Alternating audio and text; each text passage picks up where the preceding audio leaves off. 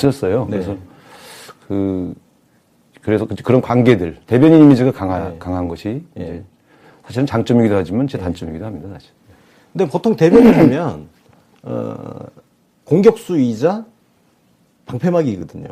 공격수죠, 일단은. 주로 일단 공격수. 일단 당대표나 원내대표가 먼저 포문을 여는 것보단 대변인이 먼저 포문을 열고 최전선에서 싸우는 겁니다, 그게. 계속. 그래서 그게 이제 여야 대변인들의 주장을 모아놓고 국민들이 판단하고요. 유리한 국민이 되면 또 공격 포인트가 생기면 당대표, 원내대표가 올라타서 그 다음날 공격을 이어가는. 그러니까 일단 먼저 공격을 시작하는 게 대변인의 일이고요.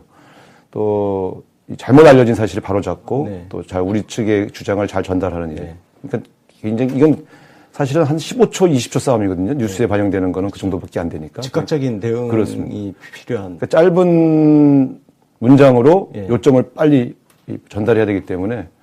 제가 평소에 하는 얘기인데 똑같은데요. 그렇습니다. 그러니까 핵심 요약 딱 정확하게 해가지고 바로 그냥 그 상대방의 그 공격을 무력화시키는. 그러니까 논평이 길 필요가 없거든요. 맞습니다.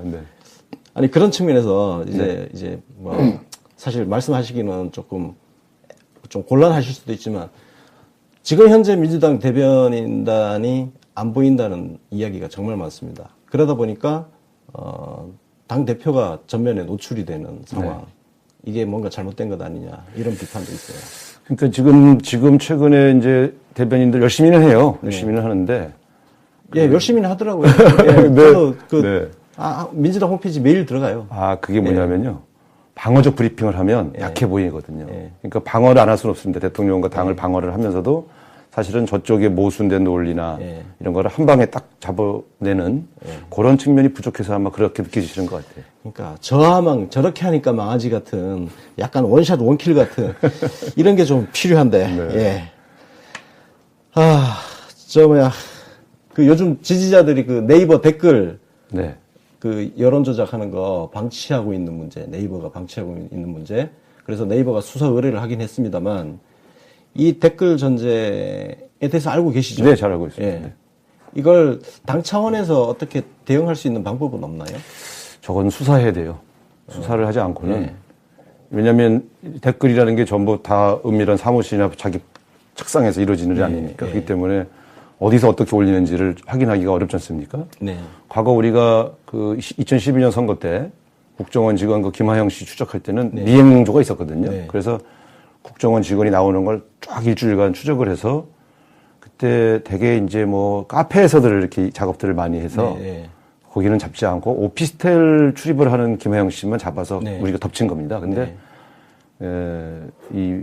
가만히 보면 지금 국정원 차원이나 그렇게 조직된 캠프 차원의 댓글 공작을 지금 정권이 바뀌어서 못할 거도 본데 다만 제가 좀 의심하는 건 과거의 안기부가 소위 말하면 이제 자동 생성 프로그램이라는 걸 가지고 하나의 댓글이나 하나의 글도 한꺼번에 쫙 뿌리는 그런 프로그램이 있었어요.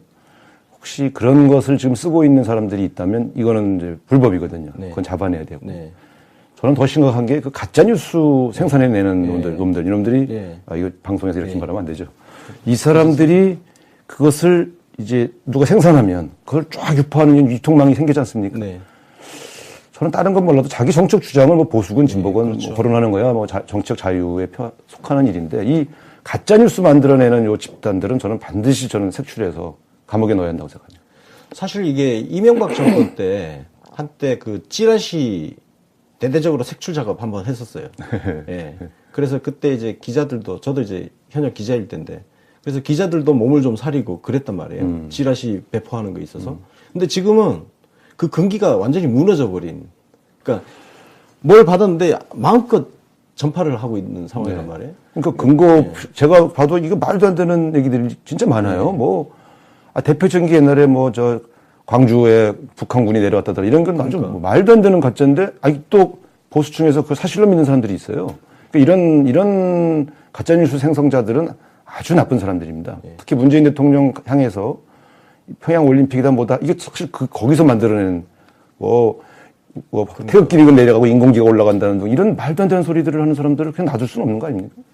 그러니까 어느 순간 국정원이 댓글 공작을 직접 한 이후에 뭔가 근기가 무너지고 뚝이 무너져서 가짜 뉴스를 아무런 거리낌 없이 지금 생산하고 유통하는 상황이 된 거 아니냐. 그러면 제 생각에는 이게 어떤 범정부 차원에서, 아니 이명박도 그렇게 했는데 차원에서 뭔가 이런 찌라시에 대한 단속이라든지 가짜뉴스 단속을 범정부 차원의 어떤 대책을 만들 필요가 있지 않을까? 저는 필요하다고 봅니다. 저도 가서 한번 얘기 좀 해보겠습니다. 네. 예.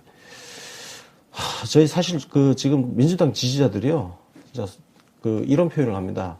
손목을 갈아놓고 있다고.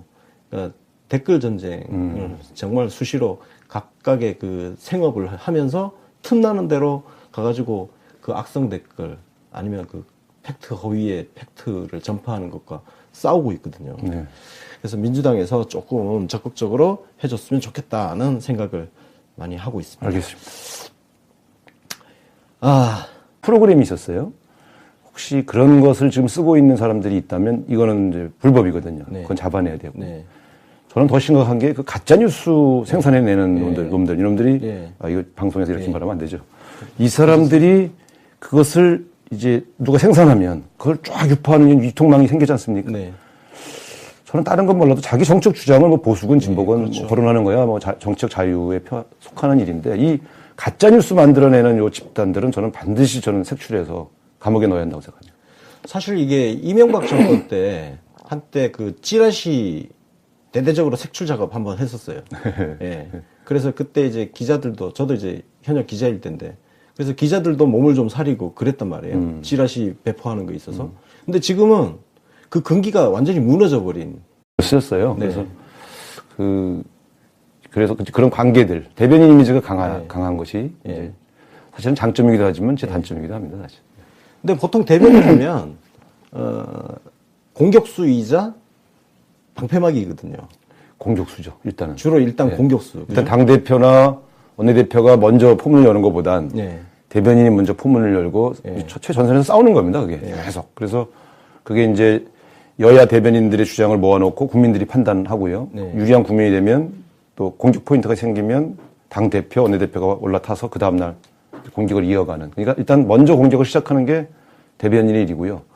또 잘못 알려진 사실을 바로잡고 네. 또 우리 측의 주장을 잘 전달하는 일. 네. 그러니까 굉장히 이건 사실은 한 15초, 20초 싸움이거든요. 뉴스에. 저도 네. 민주당 홈페이지 매일 들어가요. 그게 뭐냐면요. 방어적 브리핑을 하면 약해 보이거든요.